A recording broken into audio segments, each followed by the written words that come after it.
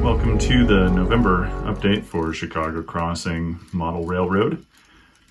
And this weekend has been a lot of fun. I've actually pulled out a bunch of what I guess I would consider vintage railroad cars. They're newer models, but all kind of fallen flag or old lines. Been running those with my Milwaukee Road locos. It's been kind of fun. So anyway, a lot of interesting little things happening this month. So thought I'd give you a quick update in addition to what I've posted content-wise. One thing to note is Chicago Crossing now has over 2,000 subscribers. That's something like 850 new folks or more just in the last month. So first off, thanks for your interest in this little railroad, and thanks for following along with me as I continue to explore how to make it better. That is, just a huge thing. So really appreciate it. Anyway, let's get to the modeling and the railroading. A couple of days ago, I posted a video where I was having a lazy Wednesday, and I happened to start doing some scenicking around where this Bridgetender's house is. And as is, consistent with my process, if I stare at something long enough, I might actually notice whether or not I need to do something else. So while I was putting down scenery to suggest like a little beach or something over by the Bridgetender's house, it became pretty apparent that the Bridgetender's house itself actually needed to undergo some revising. As you can see here, it was just a red color. Didn't have any particular significance to it. It wasn't offensive, but it also didn't really attract the eye either. And as I was working on the beach, it became readily apparent that probably I should do something to help make that object actually count in terms of scenery. First things first is I set about making the mortar joints more visible. I've made a video about this a little while back. I use very dilute Tamiya paint, basically diluted in isopropanol. You can use that paint almost as a capillary action mechanism, and it will spread out throughout the mortar joints, and it'll impart a lot of color on the brick, but that's okay, because step 2 of the process is to come back with a dry brush of thicker pigment, something like a Vallejo paint, and to very, very lightly, you get most of the paint off and then very, very lightly come back over the brick. And what that does is it basically allows for the brick itself to become painted, but not the mortar joints underneath. And so what you see here is a lot of variation in the brick. In addition to using a dark rust, I also came back with a much lighter rust color, and in some cases even just dabbed the brick very, very gently. And what that creates is all these different variations in color. On top of that, I came back with some pastels, and especially down here, where maybe occasionally there's some water that moves a little bit higher with the tides or something like that. It basically just helps create almost like a little bit of a flood line or something on that bolted down, dogged down door. You can actually see little dog hatches over there, so it's a watertight door over there. In addition, some viewers of the channel made great suggestions about dumping in some trash and additional details into the scene. I thought that was a great idea, and so I abide. Your ideas and my ideas align perfectly. So stuff includes a barrel here that's probably like a lubricant for the bridge. I found an anchor chain that I had laying around, so I threw a chain in there. It seems like something that would be appropriate to having by a moving bascule bridge. And also a couple of coils of cable. That is basically 32 or 36 gauge wire, which I coiled up around a piece of plastruct tubing and then smashed down together with my fingers. After I glued it down with matte media, then I pressed down the edges to make sure that those look as if they're actually laying on the ground. Over atop this watertight door, I drilled in a very, very tiny hole, took some brass rod and bent it into the shape to suggest that there used to be a gooseneck lamp illuminating the doorway. And at this point, in the disused state of the Bridgetender's house, it no longer needs to be illuminated, so the lamp was removed. I went through a lot of prototype photos of Bridgetender houses that are associated with these drawbridges in the Calumet River and elsewhere.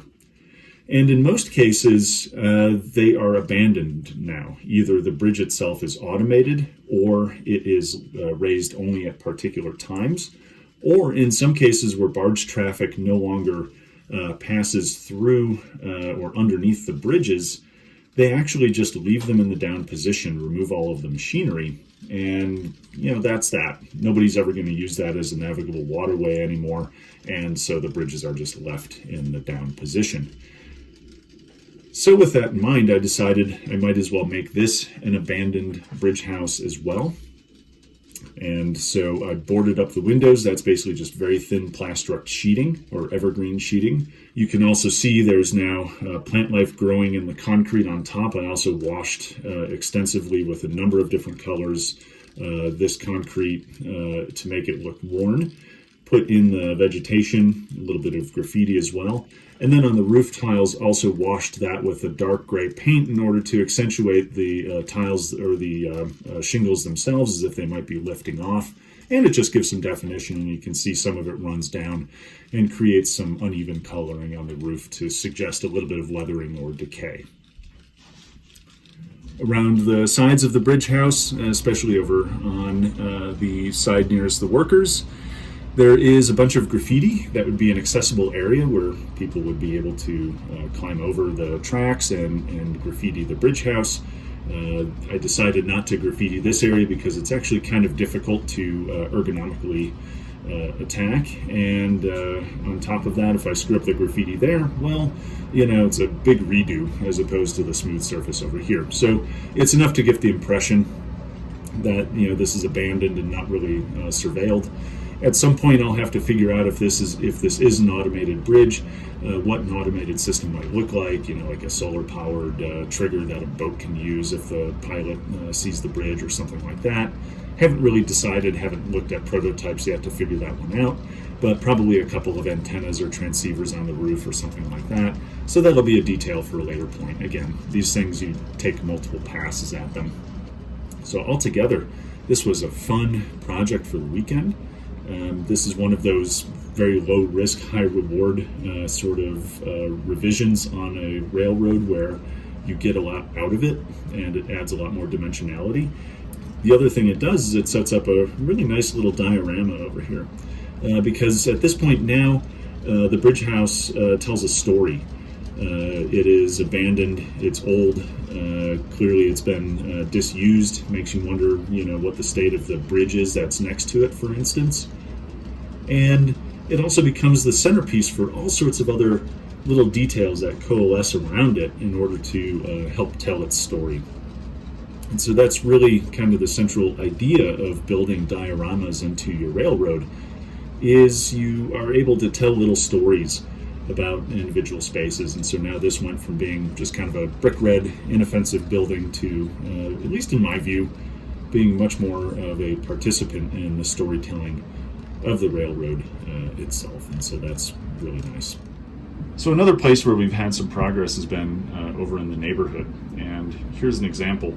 This is that 3D printed structure. This was actually the last building that needed just basic finishing, like initially a back to it, and then also some windows and things like that.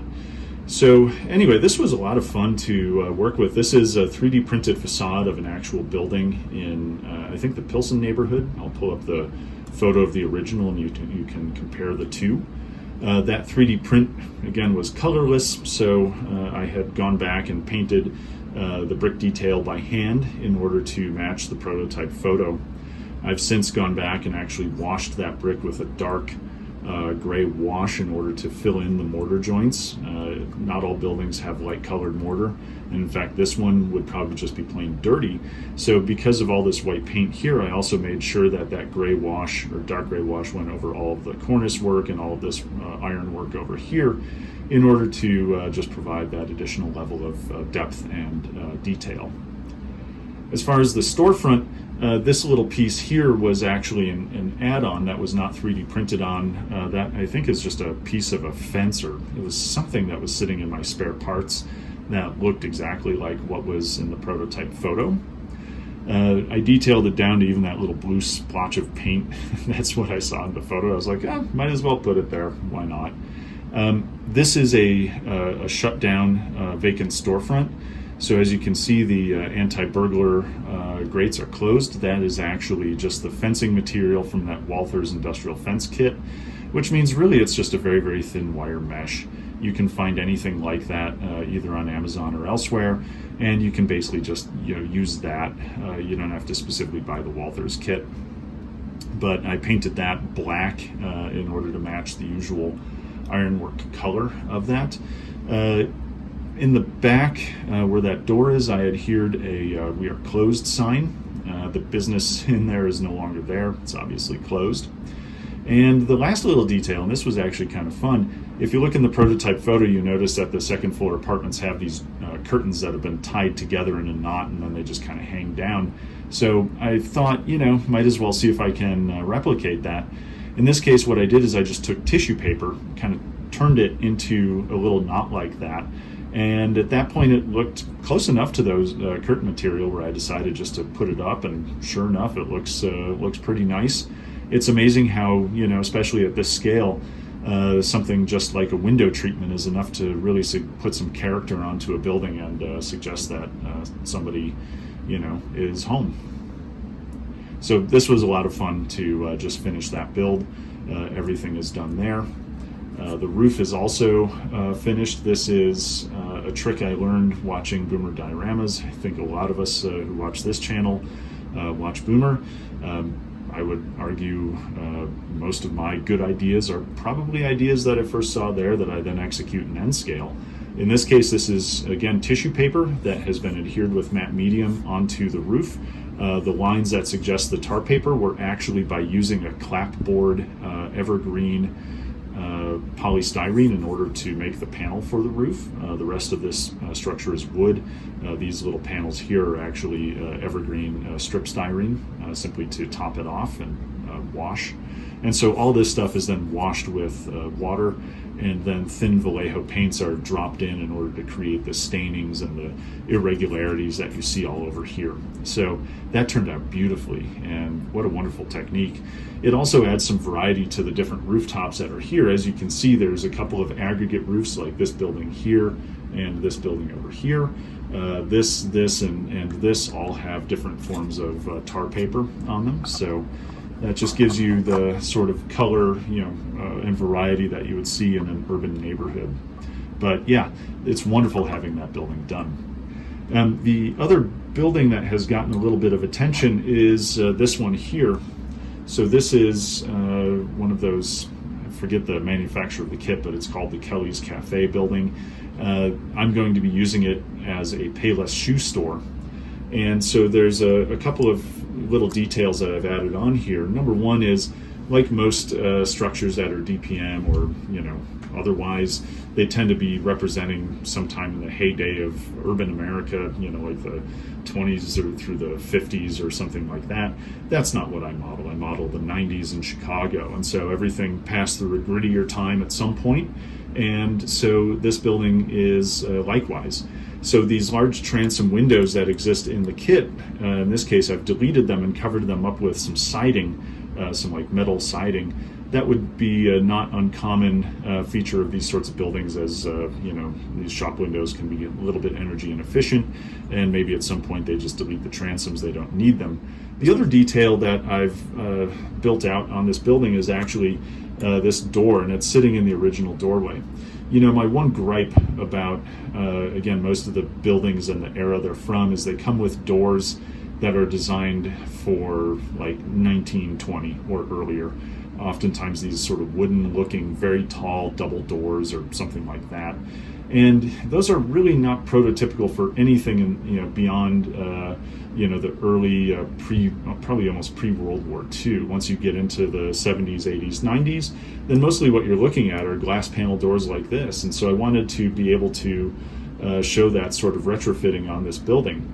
This was fiddly work. This is all scratch built using extremely thin, like 0.01 inch strip styrene that is applied to acetate after painting with a paint marker. And then lastly, a little piece of brass, I think that's like a 0.5 millimeter or something like that, brass rod cut to size as the push handle for the door. And this business will be open, so I threw an open sign in there. Still have to do a lot of work for the interior and also to make an LED illuminated Payless Shoes sign that will go up on the building. But nonetheless, really happy with that build. Again, it took a lot of finagling in order to get this whole thing into place, but now that I've done so, it actually looks nice and modern, and I think it fits with the times. So next thing will be to do some other fitting out for this building, particularly the sign. So we'll see how that goes. Well, that's about it for this month on Chicago Crossing. Thanks for tuning in. Much more to come on the channel, so do be sure to like and subscribe for more videos to kind of see what happens here.